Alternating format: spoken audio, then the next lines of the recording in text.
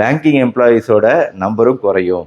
எப்படி postal எம்ப்ளாயீஸோட number குறையுது, இது காஞ்சி காஞ்சி போகும் இந்த ரோஜா செடி இப்போ நல்லாவே வந்து நீட்டாக வளர்ந்துருக்கு. எல்லாருக்கும் வணக்கம், நான் டாக்டர் கார்த்திகேயன்.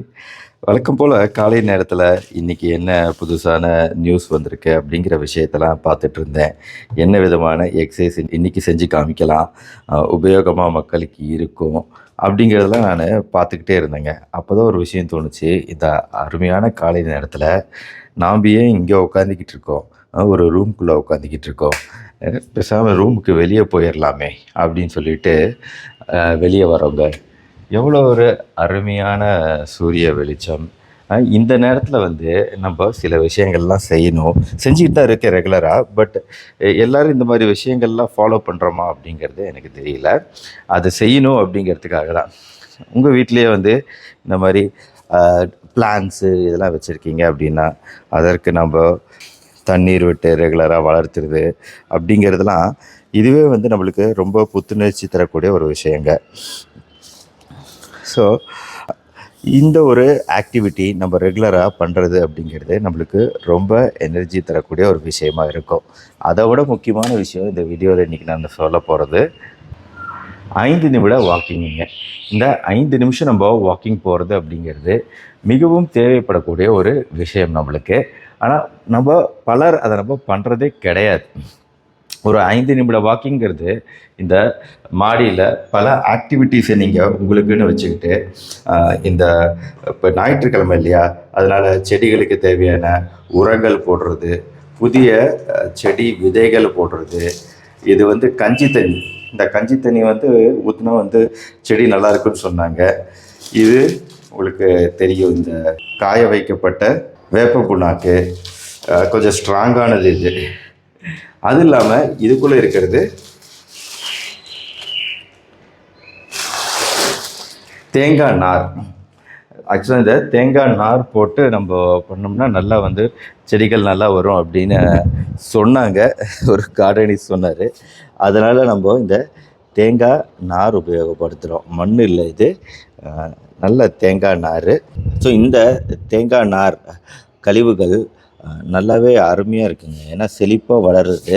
இப்போ நம்ம என்ன பண்ணோம் அப்படின்னா, இந்த தொட்டியை 3 பங்காக பிரிச்சுக்கிட்டு முதல் ஒரு பங்குக்கு வந்து நம்ம வந்து மண் போட்டோம், அடுத்த ஒரு பங்குக்கு வந்து நம்ம மணல், ஆற்று மணல் போட்டோம், மேலே அடுத்த ஒரு பங்குக்கு வந்து இந்த தேங்காய் நார் போட்டோம். நல்ல ஒரு எஃபெக்டிவாக வளருது. ஆக்சுவலாக இது காஞ்சி காஞ்சி போகும் இந்த ரோஜா செடி இப்போ நல்லாவே வந்து நீட்டாக வளர்ந்துருக்கு. என்னை பொறுத்த வரைக்கும் நம்ம பண்ண வேண்டியதெல்லாம் ஒரு சிம்பிளான விஷயந்தாங்க.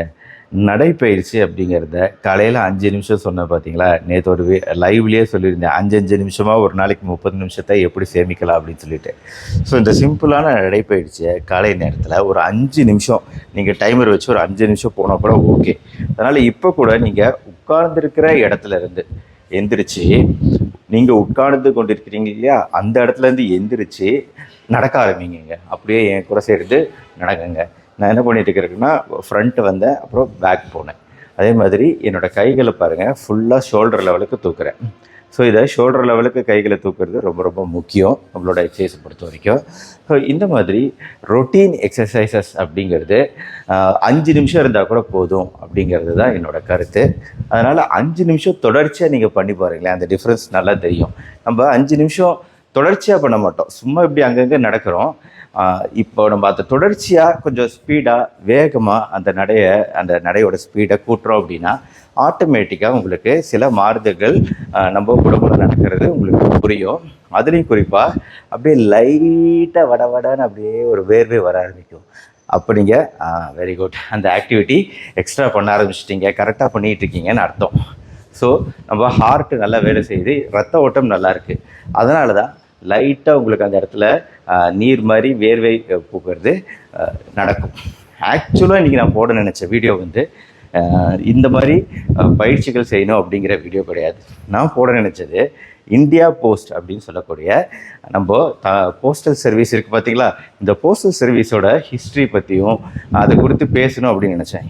ஏன்னா இந்தியா போஸ்ட் அப்படிங்கிறது நம்மளுக்கு 150 வருஷமாக அந்த பிரிட்டிஷ் ஆரம்பித்த அந்த டெல்லியில் ஆரம்பித்த காலத்திலேருந்து லெட்டர்கள், போஸ்டல்கள், post office mail, envelope, post card, அப்புறம் பார்சலு, இதையெல்லாம் வந்து டெலிவர் பண்ணுறதுக்கு ஒரு முக்கியமான விஷயமா இருந்துச்சு. ஆனால் இன்னைக்கு இந்தியா போஸ்ட் எந்த நிலைமையில் இருக்குதுன்னு பாருங்கள். இந்தியா போஸ்ட்டோட சர்வீசஸ்ஸு குறைஞ்சிக்கிட்டு வருது. இந்தியா போஸ்ட்டுக்கு நிறைய லாஸஸ் இருக்குது. அவங்க முடிஞ்ச அளவு ட்ரை பண்ணுறாங்க, மாடர்னைசேஷன் பண்ண ட்ரை பண்ணுறாங்க, நவீனப்படுத்த ட்ரை பண்ணுறாங்க. அந்த சேவிங்ஸ் ஸ்கீமு, இன்வெஸ்ட்மெண்ட் ஸ்கீம்ஸ் இதெல்லாம் கொண்டு வந்து முடிஞ்ச அளவு நவீனப்படுத்த ட்ரை பண்ணுறாங்க. இருந்தாலுமே இன்றைக்கி டெக்னாலஜி ரொம்ப ஓவராக வளர்ந்துருச்சு. மெயில் அப்படின்னா டைரெக்டாக இமெயில் அனுப்பிச்சிடலாம், டக்குன்னு அனுப்பிச்சிடலாம். ஒரு லெட்டரை எழுதி அது ஸ்டாம்ப் ஒட்டி அதை கொண்டு போய் ஒரு போஸ்ட் ஆஃப் பாக்ஸ்குள்ளே போடுறது அப்படிங்கிற விஷயமே இன்றைக்கி இல்லாமல் போயிடுச்சு. ரொம்ப ஈஸியாக டெக்னாலஜி ஒரு மனுஷனையும் இன்னொரு மனுஷனையும் கனெக்ட் பண்ணுறது ரொம்ப எளிமையாக மாறிடுச்சு. இன்றைக்கி வந்து போஸ்டல் லெட்டர்ஸ் வந்து எதில் வருது? பாஸ்போர்ட்டு, இந்த official communication, bank letters, ATM card, இதெல்லாம் தான் வருதே தவிர நம்மளுக்கு பெரிய அளவில் நம்ம யூஸ் பண்ண மாட்டேங்கிறோம். ஒரு 100 கோடி 110 கோடி லெட்டர் ஒரு நாளைக்கு போகக்கூடிய நிலைமையில் இருந்த இந்தியா போஸ்ட் வந்து இன்றைக்கி வந்து அவ்வளோ லெட்டர் ஹேண்டில் பண்ணுறது கிடையாது. இருந்தாலுமே எல்லா இடத்துலையும் இன்டர்நெட் கனெக்டிவிட்டி கிடையாது. எல்லா குக்கிராமங்களுக்கும் இந்த டெக்னாலஜி போய் சேரலை. அதனால் இன்னி வரைக்கும் அதோட பயன்பாடு இருந்துக்கிட்டு தான் இருக்குது. இருந்தாலுமே அந்த லாஸ் அதிகமாகிட்டே தான் போகுது. அதே மாதிரி ஒரு நாள் பேங்க்குக்கு ஒரு காலம் வருங்கிற மாதிரி இன்றைக்கி சொல்லப்படுது. பேங்க்குமே வந்து இன்றைக்கி ஃபைனான்ஷியல் டிரான்சாக்ஷன், கேஷு இதுக்கெல்லாம் நம்ம போயிட்டுருக்கோம். இப்போ அந்த கூகுள் பே இதெல்லாம் வந்ததுனால கொஞ்சம் கொஞ்சமாக அதை குறைச்சிக்கிட்டு வரோம் இல்லையா?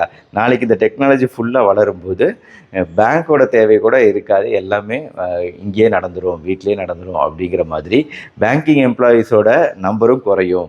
எப்படி போஸ்டல் எம்ப்ளாயீஸோட நம்பர் குறையுது அப்படிங்கிற மாதிரி பேங்கிங் எம்ப்ளாயீஸோட நம்பரும் குறையும். பேங்கிங்கும் டெக்னாலஜி பக்கம் போகும் அப்படிங்கிற அந்த ப்ரெடிக்ஷனும் என்ன சொல்ல வருது அப்படின்னா, உலகம் நவீனமயமாதல் அப்படிங்கிறது அது தவிர்க்க முடியாத ஒரு விஷயமா இருக்குது. அதே மாதிரி நம்ம உடம்பு அதை நம்ம கவனிச்சுக்கிறது அப்படிங்கிறதையும் இன்னும் பழசையே பேசிக்கிட்டு இருக்காமல், அந்த காலத்தில் இப்படி இருந்தாங்க, இந்த காலத்தில் இப்படி இருந்தாங்க அப்படின்னு பேசிகிட்டு இருக்காமல், நம்மளும் வந்து நவீனமயமாதலுக்கு மாறி என் கூட சேர்ந்து பயிற்சிகள் செய்யுங்க, எக்ஸசைஸ் செய்யுங்க. என் கூட சேர்ந்தோ சேராமையோ பயிற்சிகள், பலவிதமான பயிற்சிகள், புது பயிற்சிகள்லாம் இருக்குது. இதெல்லாம் நீங்கள் கூட சேர்ந்து செஞ்சால் தான் எஃபெக்ட் இருக்கும். இப்போ அந்த நவீனப்படுத்துதலுக்குள்ளே நம்ம போகலை, நம்மளே நவீனப்படுத்திக்கல, நம்ம மாறலை அப்படிங்கும்போது தான் வந்து நம்ம நிறைய பிரச்சனைகளை சந்திக்கிறோம்.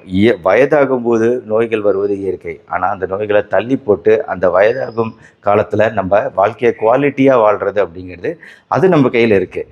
ஆனால் நோய் வரதை தவிர்க்க முடியுமோ என்னவோ தெரியல. அது பரம்பரை காரணங்கள் பல விஷயங்கள் இருந்தாலும் நம்ம குவாலிட்டி ஆஃப் லைஃப் நல்லா இம்ப்ரூவ்டாக, நல்லா ஒரு நடக்கிறதோ, வேலை செய்கிறதோ, புதிர்கள் சால்வ் பண்ணுறதோ, பிரச்சனைகளை தீர்க்கிறதோ, இதெல்லாம் தான் வாழ்க்கையில் முக்கியமான விஷயங்களாக இருக்குது இல்லையா? லெட்டர் கூட எழுதுங்க. லெட்டர் கூட பழைய முறையை வந்து பயன்படுத்தணும், எப்போ தேவையாக பயன்படுத்தணும். இதெல்லாம் வந்து நம்மளுக்கு புத்துணர்ச்சி தரக்கூடிய விஷயம். அந்த லெட்டர் மாதிரி ஒரு பர்சனல் கனெக்ட் ஒரு இமெயில் அனுப்பும்போது கிடைக்காது இல்லையா? லெட்டரும் எழுதணும், ஆனால் அந்த பழைய விஷயங்களும் இருக்கணும்.